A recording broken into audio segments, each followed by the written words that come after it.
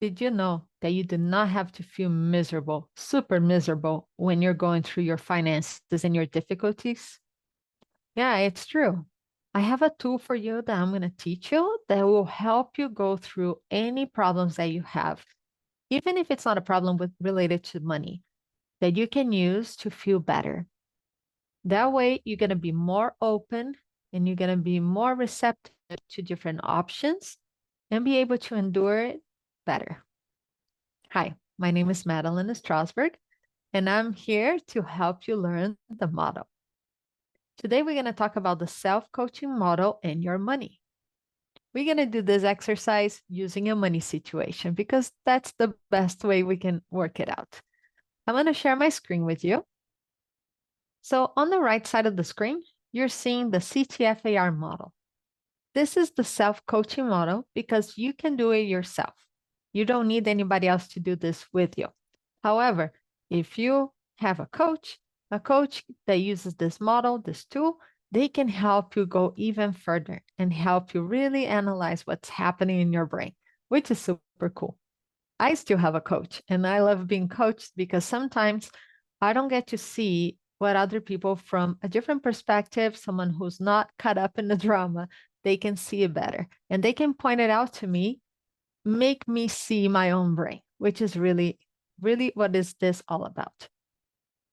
Sometimes we have in our minds things that have been there for a long time since we were kids and based on the culture that we grew up and what we see around us and what we experience with our parents and other people around us. And those things happen and they're part of our brain. So sometimes, and a lot of times, our brain is going to offer us things that are not sometimes helpful. They just been there by default. And why is that important? Well, that's important because we think that our problems are created because of the circumstances. The things are outside of us. And in reality, one thing could happen to me and to you at the same time. And the way we see it, if we see it differently, is going to affect us differently. And that's what this tool shows us. It shows us that it's not our circumstances that create our problems. It's our brain. It's what we think, our perspective on that situation. This tool was first presented to me by my life coach and mentor, Brooke Castillo. It's not that this is something new. She just put it together in a simple way and help us use it. So I'm going to help you as well. So there are five parts for our existence in this life. We have our circumstance. So those are the things that happen outside of us. Those are the facts. They are true no matter what. So if we look outside and it's raining would be a circumstance. Everybody can go outside and see that it's water coming down from the sky. If we go in a court of law, I can prove that's raining by either a video, a photo, or take some water with me in a container. So it's something that is very fact. It's the fact. So for example, another person is a circumstance. Our bank account, the amount that's in a bank account is a circumstance. The number there is a circumstance. The amount of money, the amount of debt that you have. Those things are all circumstances. Then we have our thoughts. Based on a circumstance, they're going to trigger these thoughts. And as I told you, they are automatic. They're just going to come up. And if we don't intentionally decide to think on purpose, then the automatic response of our brains is going to dictate how we live our lives. If you want to know what you've been thinking, just look at the results, what you have in your life. Everything that we have right now is based on what we think, what we thought in the past. So we're collecting it right now. You have heard about self-fulfilling prophecy? Well, that's what that is. It's not magic or it's not karma. It's simply what we think about it. We're going to look for evidence and we're going to make it happen because our brains are looking for the evidence, that confirmation bias. And it creates dissonance when it creates a conflict when we think one thing and when we do something else. So it's very complicated if we don't think on purpose, because then we are not going to be able to create what we want. Let's say, for example, that you think that rich people are crooks. You don't want to become crook, so you don't want to become rich. And your brain is going to help you make those decisions that are not going to lead you to become rich, because you think the rich people are bad. So we have to pay attention and really what we want to think about. But what creates our result is our actions. Of course, it's what we do that create our results. But for that, for us to act, we need to feel a certain way. And as you can see in the model, the circumstance trigger our thoughts that cause our feelings. And how we feel, it's going to cause us to act or to not act in certain ways. And when we act or not act, then we're going to get a result. So let's say, for example, if I feel depressed, I might go to sleep all day. I might just sit in the house and watch Netflix. I might just be quiet, not talk to anyone, and just close myself to any relationship. The result's going to be more depression, and it's not going to create what we want, a life that's full and vibrant and financially prosper. So we need to really pay attention on our feelings, pay attention to our feelings, to our thoughts. Those are very important because they're going to let us to act in the ways that are going to create our results. So let's look at an example of how this tool works. This is a model, and the model has two parts: the unintentional part and the intentional part. The unintentional, as the name says, it happens, it's automatic. It happens by default. When we don't pay attention to what we're thinking, that's what we're going to get, this model right here. However, if we want our lives to be designed on purpose and we want specific results, we should pay attention to the intentional model. The unintentional is really important because we're going to be able to uncover the things that are blocking us from getting the results that we want. The thoughts, they're not helping us. The thoughts are not serving us, and they're not bringing the prosperity or the financial freedom that we want. So let's do an example. Let's say, for example, that your husband went and purchased something at a store, and it was $5,000. And all of a sudden, in the mail, there is a bill for $5,000. So you can say that your husband is a spender. You can say all these things, but none of those things are a fact. The fact is there's a bill in the mail for $5,000. So we're going to put an unintentional. We start right there. So a bill in the mail for $5,000. If we have to prove, you can take the bill to the court of law and show the bill. And we can say they came in the mail. We can bring the mail guy and he can show that he brought in that mail. Okay, now this is the important part.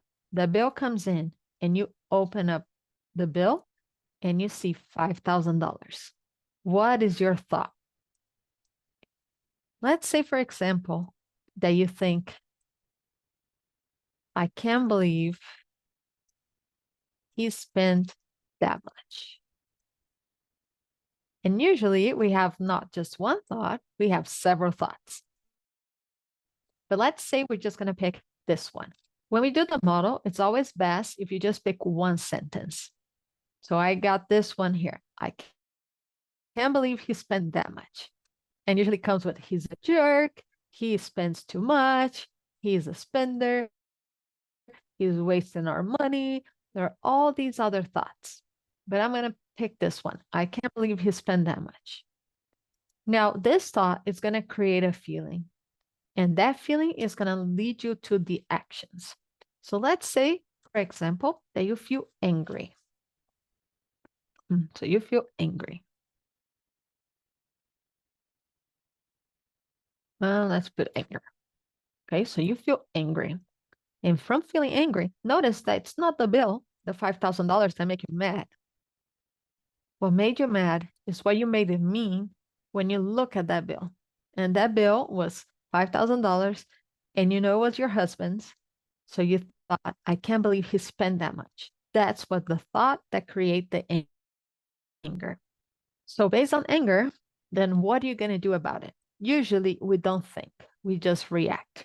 So maybe you could send a text him some insults. If you're in person, some people shut down.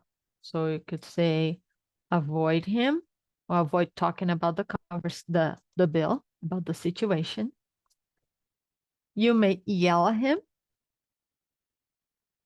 You may throw things at him. These are all possible actions that you can take from anger. What else is there? Well, you might tell other people. You know how it sounds. You can't believe what he did this time. He went to this store and he spent $5,000 on this useless thing. So you tell other people. And the more you tell the story, you keep telling other people because you want to feel justified for your feeling. You want to be validated, call it what you want, but this is not helping the situation. You're still going to have to deal with the situation that there's a $5,000 bill in the mail that you guys going to have to pay. Now, the result here, you are spending a lot of time not solving the problem, not dealing with the problem in a way that is helpful and effective with the problem to solve it. Or you are not showing up the best way that you can. You are not showing up as you want. Maybe you don't want to show up happy. Maybe you want to show up that you are feeling a little frustrated, but this is just showing an immature adult. We call this emotional childhood. You're just telling other people, you're throwing things, you're yelling because you're mad. And you blame the mad on him. But in reality is what you thought about the bill that came in the mail. When you're spending this much time and energy, you're not going to be able to be open to a solution. And now this thought, I can't believe he spent that much, may mean that you wish you could spend that much. You wish that he had talked to you about the purchase before going and purchasing and spending that much money. That for you is a lot of money. Maybe in your situation, maybe you guys don't have that money and he just went and financed things. So all these things are going to be back in your mind. And the way that you're feeling right now with this anger and telling everybody about it and avoiding him or insult him through the text or yelling at him, it's not going to solve the problem. Is that what you really want in this situation? If it is, so deal with it and accept that that's what you want to feel right now. And it's okay. You can feel angry. But when it's time for you to find a solution, anger is not going to lead you to the solution. So let's use the intentional model now. Notice that the circumstance doesn't change. It's still a bill in the mail for $5,000. Now, if you notice, we're not going to be able to change this bill. Sure, you can tell him to go and return whatever the item was, but most likely, not from anger, you're not going to convince him to go take that thing back, whatever he bought. And you notice here that what made you mad, it's not the bill. It's not your husband. It's what you thought about the situation. And so, which is great because now we have a way to get to a solution. Now, when we're working with the model, you can start from any line of the model with the result, with the actions, with the feelings, and the thoughts. And usually we start with the circumstance. But in this case, let's say that you want to feel acceptance, acceptance that you're not happy with the situation, that he spent the money anyway, and then that you have to move into a different emotional pole or energy to have this conversation in a way that's going to solve the problem, or you're going to be most likely to solve the problem. So let's say you want to feel acceptance. Acceptance. Notice I'm not telling you that you're going from anger to happy. You're not happy that he spent all that money. We have to understand where you are, because your brain is not going to believe you if you just go from, okay, I'm super happy that he spent that money. Your brain is not going to believe that. So you have to take baby steps with your thoughts to get to a point where it's going to be helpful and you're going to be able to find a solution, especially if you want to preserve the relationship. So from acceptance, you are more likely to be more open to find a solution. You're going to be able to talk about it without insulting. You're going to be, it's acceptance. So you're going to accept what it is. So this is what we have. This is what we have right now. He spent that much money. Now what? So if you come from acceptance, you're like, yep, that's what happens. So now what are we going to do about it? You think about the next right step. You also are not going to yell. So you don't yell and you don't throw things. This is never a mature thing to do, to throw things. And we are able to control our reactions. If you take a step back and pause for a minute, you'll be able to think, what would be the best way to approach the situation? The problem is that we never stop. We just feel something and then we act. And without stopping, we just create a bigger problem. And he doesn't have to agree that you are not happy with the purchase. He doesn't have to do anything. This is about you and how you want to feel. If you want to feel acceptance, then you have to think about something that's going to bring acceptance. What thought could be that could bring you to acceptance? Maybe just accepting that's what he did. He just went and spent the money. So we're going to put right here. This is what he did. And I don't have to agree. You can add that to the end. Sometimes all we have to do is add the little thing at the end. Not yet, almost. Or this is what he did. Sometimes it's okay. Doesn't fit over here. But this is what he did. And I'm okay that I don't agree. And I don't have to agree. So you can add this over here. This is what he did. And I don't have to agree. We usually try to keep the sentence to one sentence instead of having several compound ideas there. So let's just leave it. This is what he did.